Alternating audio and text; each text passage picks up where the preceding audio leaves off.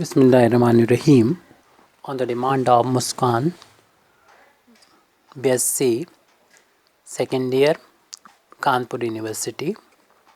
ये problem differential calculus की है। d2y/dx² plus a² y equal to sec ax, ये डिफरेंशियल इक्वेशन है। इसको हम जब डी नोटेशन में लिखेंगे मीन्स dy/dx की जगह पर जब d रखा जाएगा मीन्स d2/dx² की जगह पर जब d² रखा जाएगा तब हम कह सकते हैं कि d2y/dx² जो हमारा है उसकी जगह पर हम d² पुट करेंगे तो हमारा डिफरेंशियल इक्वेशन जो है वो डी नोटेशन में यानी गिवन डिफरेंशियल इक्वेशन आ जाएगा d² plus a² equal to sec ax की फॉर्म में हम लोग लिख सकते हैं इसको। यहाँ से अगर हम y को कॉमन ले लें तो राइट हैंड साइड में तो d² प्लस a² y, तो ये एक ऑपरेटर है यहाँ पर जो कि y पर ऑपरेट हो रहा है। ये डिफरेंशियल इक्वेशन है हमारा। अब इसका सॉल्यूशन में दो पार्ट होते हैं, यानी y की जो जनरल वैल्यू आएगी उसमें दो पार्ट होंगे, एक तो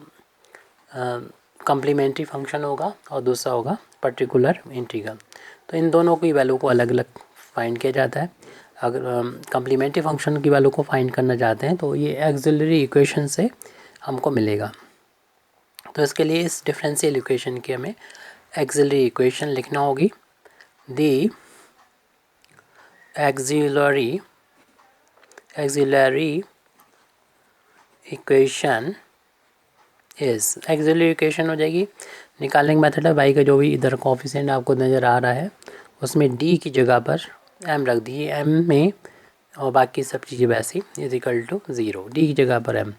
तो m में ये क्वाड्रेटिक इक्वेशन है जिससे m की दो वैल्यू मिलेंगी। तो ये दोनों वैल्यू निकालने के लिए हम a² को राइट हैंड साइड में लेंगे तो माइनस का a² हो जाएगा और यहाँ से m की वैल्यू हम निकालेंगे तो स्क्वायर हटेगा, square root right hand side में आ जाएगा माइनस का a²। इसे हम ऐसे भी लिख सकते हैं कि -1 का इंटू मान लें इंटू a², अंडर रूट -1 तो i के इक्वल होता है और स्क्वायर रूट की दो वैल्यू होती है प्लस माइनस, तो m की वैल्यू इस तरीके से मिल जाएगी plus minus square root -1 i यानी आयोटा होता है और स्क्वायर रूट से जब a बाहर होगा तो ये वैल्यू मिल जाएगी a, यानी m की वैल्यू हमको मिल गई प्लस माइनस i a मिल गई। m की वैल्यू यानी हमें एक इमेजिनरी नंबर के तौर पर m की वैल्यू मिली है। यहाँ पर m की वैल्यू मिली है प्लस माइनस i a। इससे हम कम्प्लीमेंट्री फंक्शन की वैल्यू को फाइंड कर सकते हैं। कम्प्लीमेंट्री जब ये होती है वैल्यू इमेजिनरी, प्योर इमेजिनरी है तो कम्प्लीमेंट्री फंक्शन ऐसे लिखेंगे c1 cos, उसके बाद ये आई को कोफिशिएंट a x जो इंडिपेंडेंट वेरिएबल था प्लस c2 इंटू साइन, यही वाला एंगल सेम ax यहाँ पर आ जाएगा। तो ये कम्प्लीमेंट्री फंक्शन आ गया।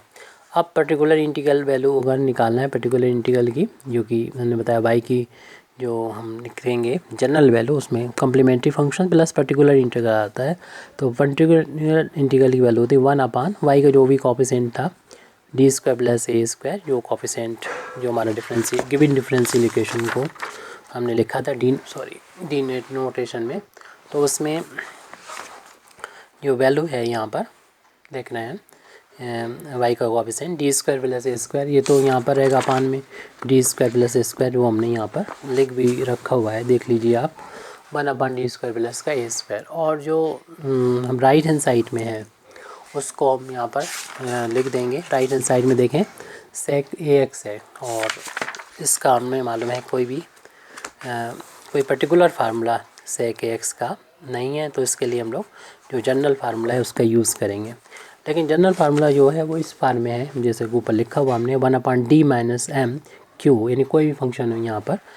x का और इजिकल टू e⁻m x इसकी वैल्यू होती है, यानी माइनस d के साथ जो m माइनस हो रहा है वही e की पावर में m यहाँ पर पहुँचेगा, ये d m ये इधर और x जो इंडिपेंडेंट वेरिएबल होता है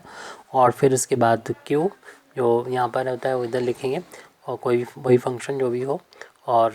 जो e की पावर है वो ऐसे लिखेंगे, बस इसका साइन चेंज कर देंगे, अंदर माइनस में पावर होती है और dx, बस d के बाद माइनस को छोड़ के m की वैल्यू यहाँ से उठा ली, यहाँ पर रखना होगा और यहाँ पर रखना होगा और ये क्यू इधर रख लेंगे।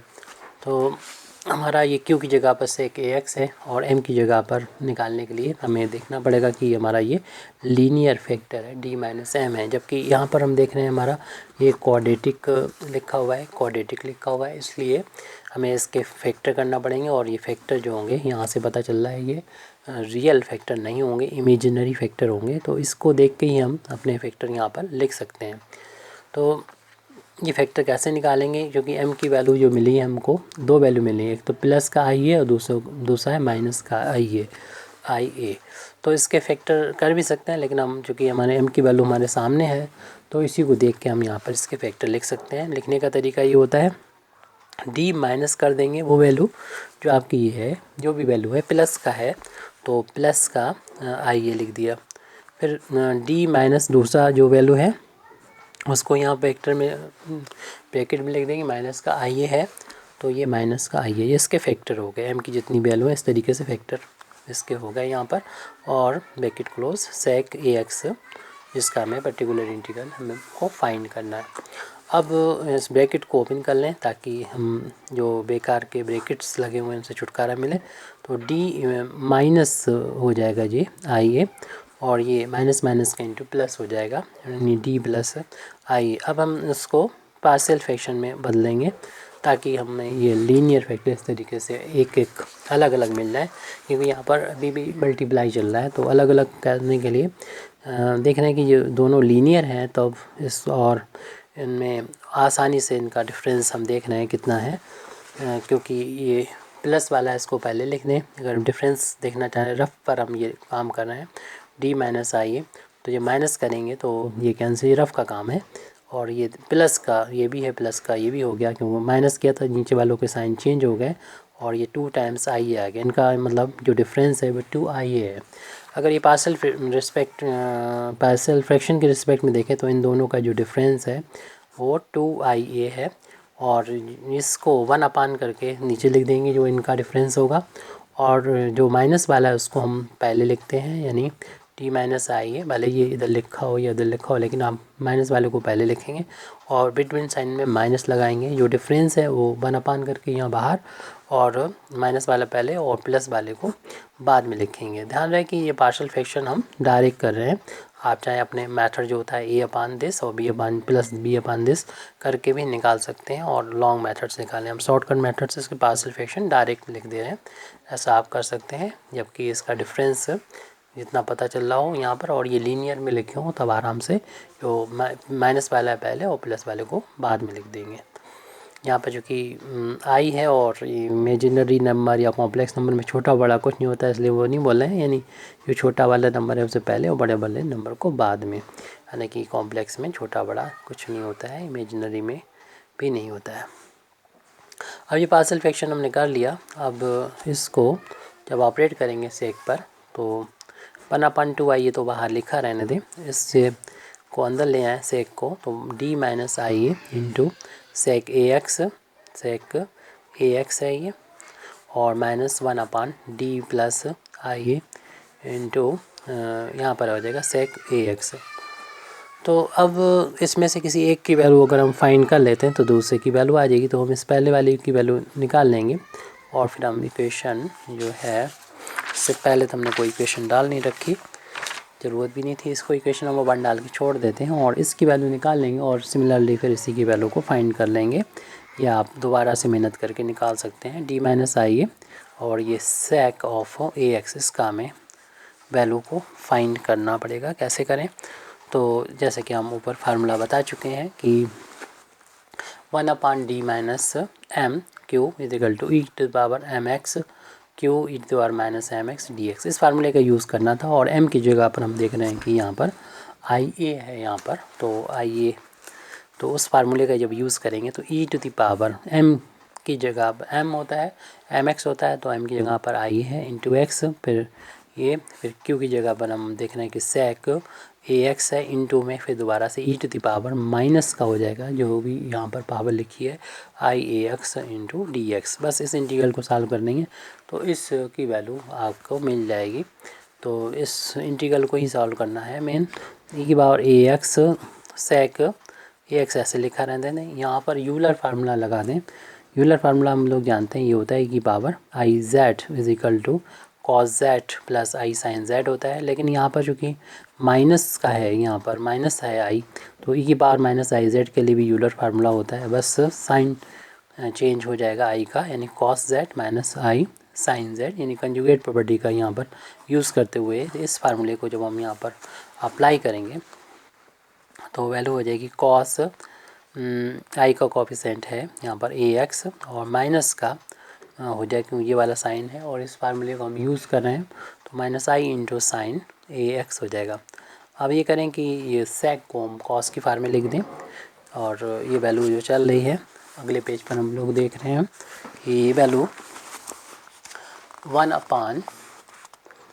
अपान डी माइनस आई ए के इक्वल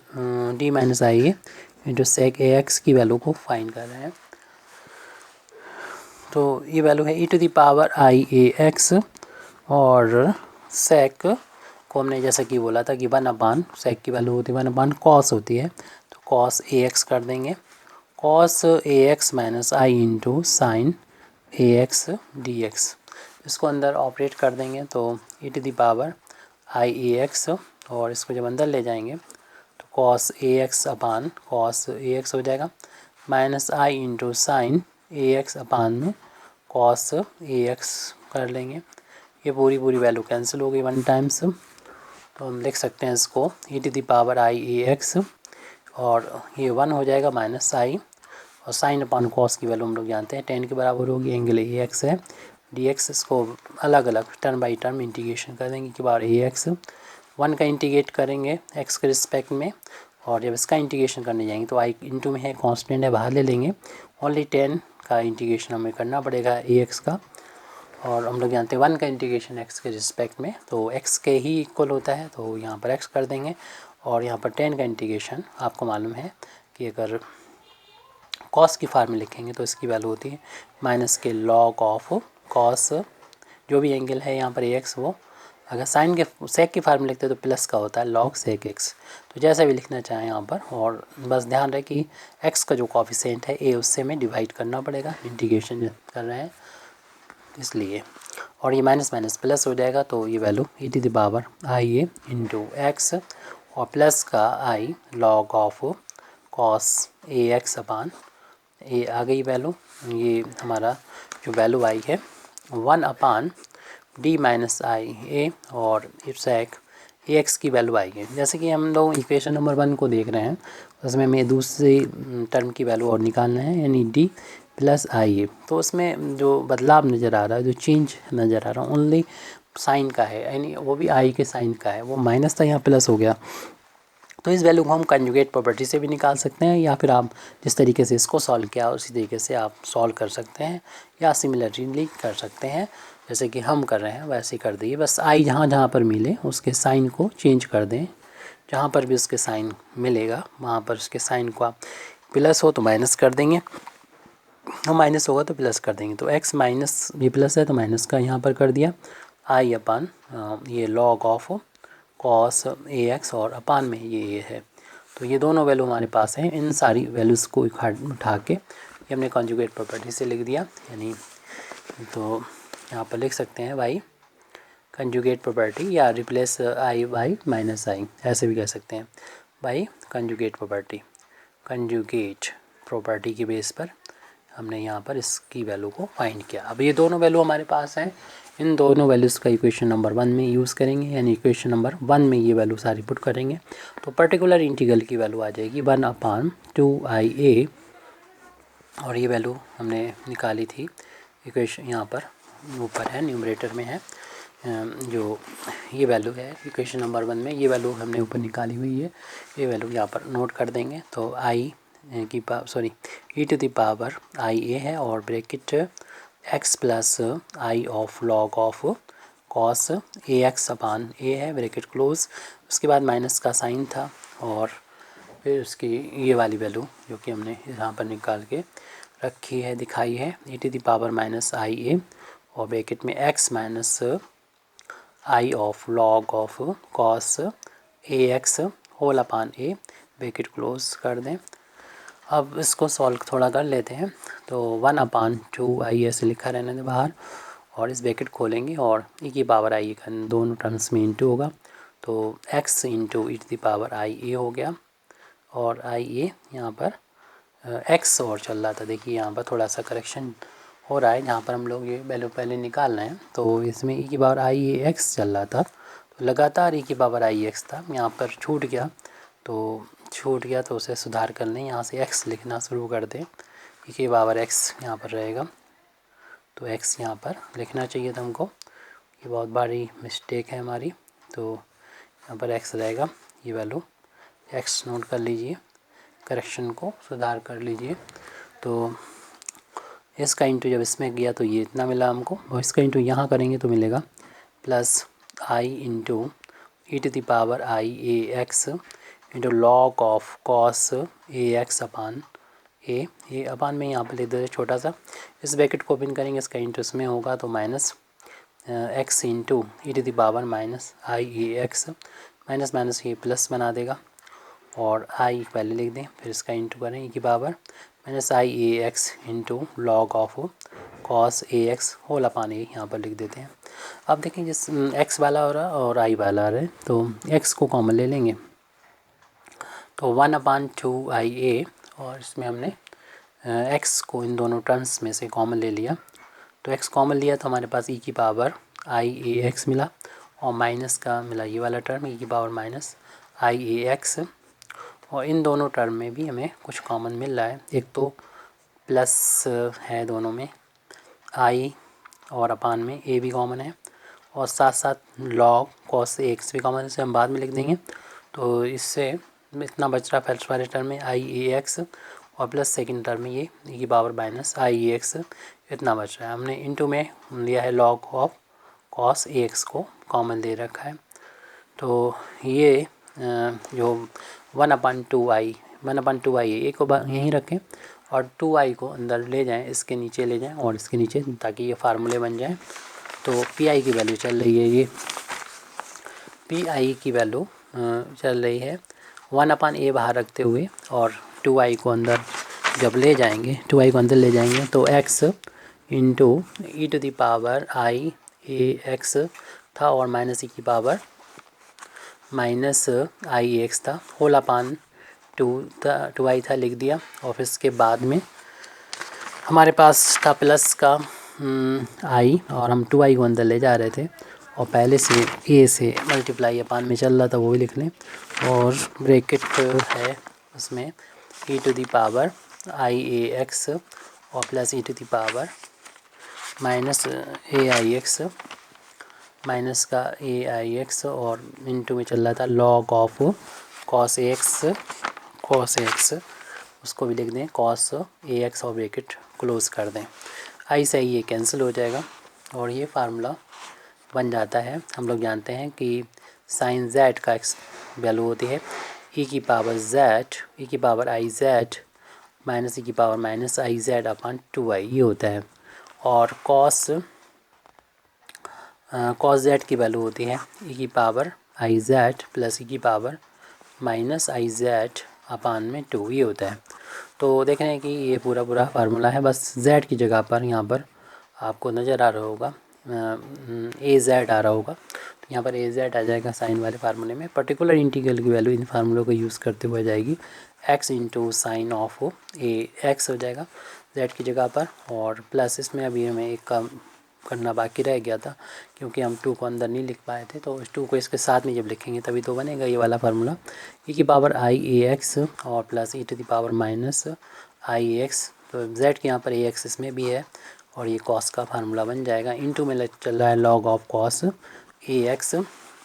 तो इस तरीके से 1/a एक्स साइन ए एक्स प्लस 1/a, और ये वैल्यू हो जाएगी कॉस ए एक्स के इक्वल इस फार्मूले के अकॉर्डिंग। इनटू में चल रहा है log of cos A x,